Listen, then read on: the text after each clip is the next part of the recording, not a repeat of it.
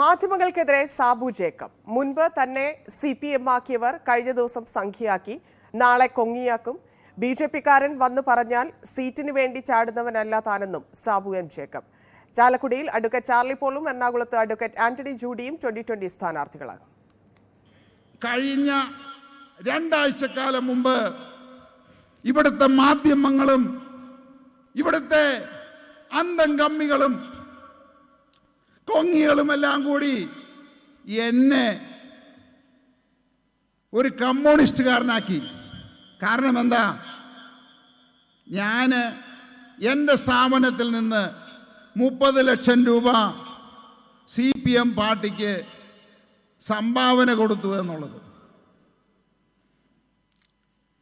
അപ്പൊ എല്ലാവരും വിചാരിച്ചു, ഒരാൾ എനിക്കൊരു മെസ്സേജ് അയക്കുകയാണ്, ഡോണ്ട് ഫൂൾ ദി പീപ്പിൾ, നിങ്ങൾ ജനങ്ങളെ വഞ്ചിക്കരുത്, അവരെ വിഡ്ഢികളാക്കരുത് എന്ന്.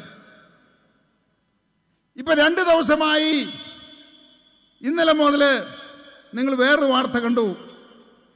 ഇവിടുത്തെ മാധ്യമങ്ങള്, ചില ചാനലുകള് എന്നെ സംഖ്യയാക്കി, ഇനി നാളെ കൊങ്ങിയാക്കും.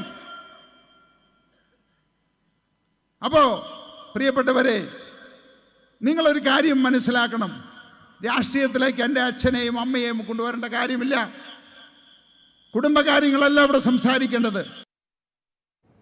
2020 പരിപാടി തടസ്സപ്പെടുത്താൻ PV ശ്രീനിജൻ MLA-യും കൂട്ടരും ഇന്റർനെറ്റ് കട്ട് ചെയ്തുവെന്ന് സാബു എം ജേക്കബ്. തന്നെ അറസ്റ്റ് ചെയ്താൽ മുഖ്യമന്ത്രിയുടെ മകളെ ജയിലിലാക്കും. സ്വപ്ന സുരേഷിന്റെ കയ്യിലുള്ള ബോംബല്ല തന്റേതെന്നും ഇത് ആറ്റം ബോംബാണെന്നും സാബു എം ജേക്കബ്. പക്ഷെ ഒരു കാര്യം ഞാൻ പറയാം, എന്നെ അറസ്റ്റ് ചെയ്യുന്ന ഒരു സാഹചര്യം ഉണ്ടായാൽ ഒരാഴ്ചക്കുള്ളില് നമ്മുടെ മുഖ്യമന്ത്രിയുടെ ഓമനപുത്രിയെ ഞാൻ അകത്താക്കും. ഇത് സ്വപ്നയുടെ കയ്യിലിരിക്കുന്ന ബോംബല്ല, സാബു ജേക്കബിന്റെ കയ്യിലിരിക്കുന്ന ബോംബാണ്. എന്നെ എതിർക്കുന്ന സഖാക്കള്, എന്നെ എതിർക്കുന്ന MLA, ഈ ജില്ലാ നേതൃത്വത്തിനോടാണ് ഞാൻ പറയുന്നത്, എന്റെ കയ്യിലിരിക്കുന്ന ബോംബ് ആറ്റം ബോംബാണ്.